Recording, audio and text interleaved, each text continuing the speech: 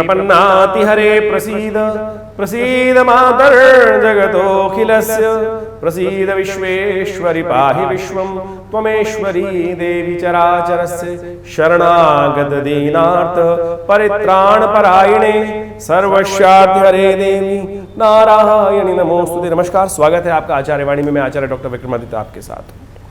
तो मकर राशि वालों, आपके लिए कैसा ग्रहों का योगायोग रहने वाला है ये आपको समझ लेना चाहिए। मकर राशि वालों के लिए जुलाई का अंतिम भाग कैसा रहेगा, तिथि वाइज कैसा समय रहेगा आपके लिए, समझ लीजिए। क्योंकि समझ लीजिए मकर राशि वालों, आपके ग्रह जो हैं वो शनि महाराज आपके ग्रहों के स्वामी हैं, आपके लग्न के स्वामी, आपकी राशि के स्वामी हैं। तो ऐसे में जो शनि महाराज ही समस्त ग्रहों को इस वक्त कंट्रोल कर रहे हैं। देखिए, बृहस्पति पर शनि की दृष्टि, मंगल पर शनि की दृष्टि, शुक्र पर शनि की दृष्टि, बुध पर भी शनि की दृष्टि हो जाएगी। और ऐसे में शनि महाराज सब कुछ कंट्रोल कर रहे हैं और शनि वक्री हैं। लेकिन सामने मंगल चल रहे हैं लाठी लेकर, वो भी बैठे हुए हैं। और शुक्र महाराज वहाँ वक्री हो जाएंगे, वो युक्ति चलेंगे, मंगल को और एग्रेसिव करेंगे। ऐसे में क्या कुछ करने के होने के योग हैं आपकी राशि के अनुसार से आपको समझ लेना चाहिए। अब पूरे विश्व में आपने देख ही लिया है संसार के अंदर कैसी भयावह स्थिति रही, शनि मंगल का टकराव चल रहा है। ये हमने पहले बताया था, एक एपिसोड के अंदर पूरी तरह से हमने बनाया था कि कुंभ मकर राशि वालों के लिए शनि मंगल क्या क्या खेल खेलने वाले हैं। तो उन सब के अनुसार से आपको समझ लेना चाहिए।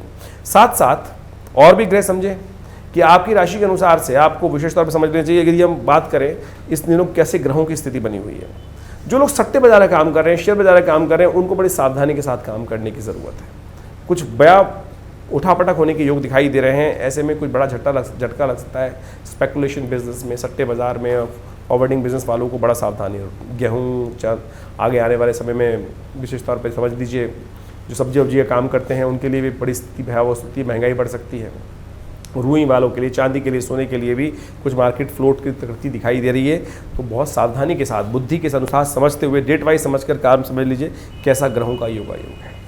तो समझ लो मकर राशि वालों, आपके लिए कैसे ग्रहों की स्थिति रहने वाली है, वो सब हम आपको बताने वाले हैं।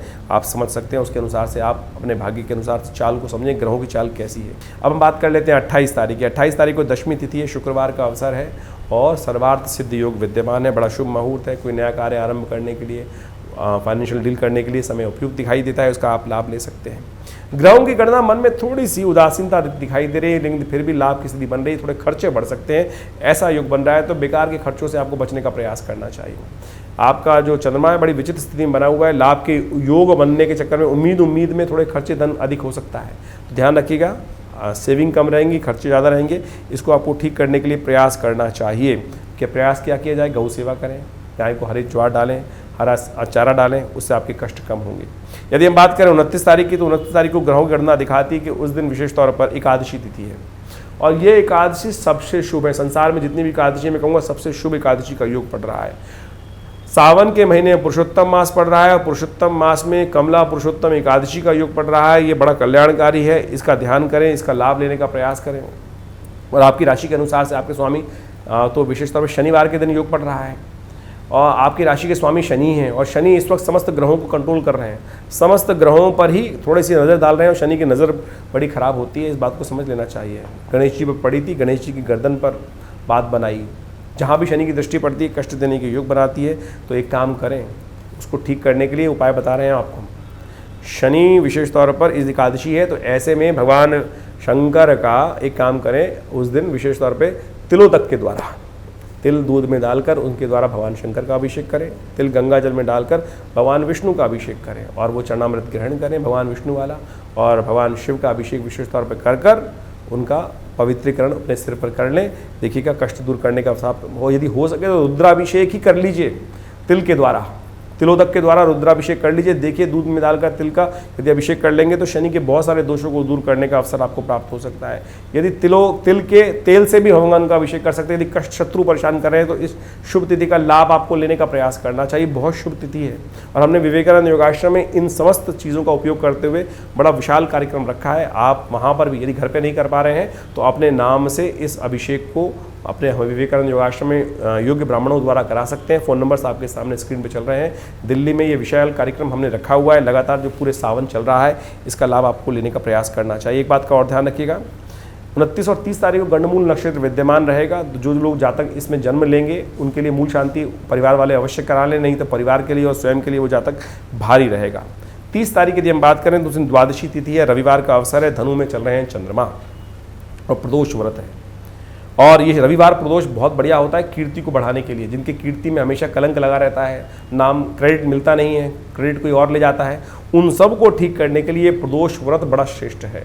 तो उसका उपयोग करने का प्रयास कीजिए, भगवान शिव का अभिषेक कीजिए और यज्ञ कीजिए। हमने भी विवेकानंद योगाश्रम में सुबह सुबह बड़ा विशाल यज्ञ रखा है और उसमें नवग्रह शांति महायज्ञ, जिनकी कीर्ति में कष्ट होने के योग होते हैं, तो रवि प्रदोष के दिन ही सुंदर यज्ञ रहेगा, इसमें आप सम्मिलित हो सकते हैं। ग्रहों की गणना दिखा रही है कि आपके लिए खर्चे बढ़ते दिखाई दे रहे हैं, अन्यश्री के जुर्माने आप पे पड़ सकते हैं, बड़ा सावधान होकर काम करने की ज़रूरत है, अन्यथा समय आपके लिए भारी हो सकता है। इस बात का आपको ध्यान रखते हुए कार्य करना है।